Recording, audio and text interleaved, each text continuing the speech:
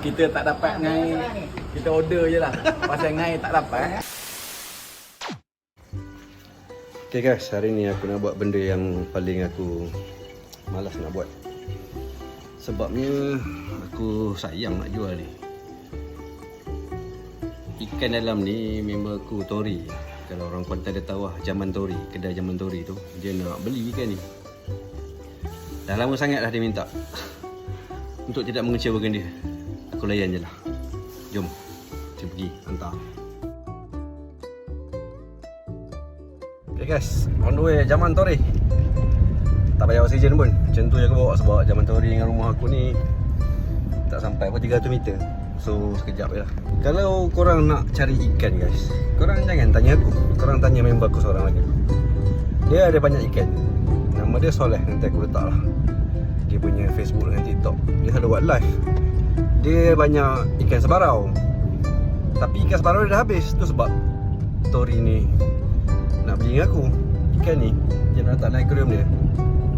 Biasanya memang member aku yang nama Soleh saja yang banyak ikan sebarau. Biasa aku suruh orang beli dengan dia je. Okay guys, jom Zaman Tori. Okay guys, kita dah sampai Zaman Tori. Ni aquarium dia.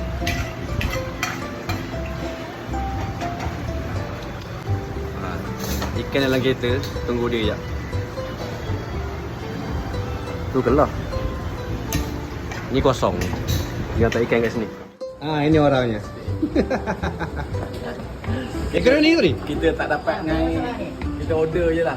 Pasal ngai tak dapat. Tapi bahan kasar pun ni dekat Royal Belum. Kat mana? Royal Belum. Belum? Dia kejut kau ingat kan Toman. Oh, aquarium ni lawa weh.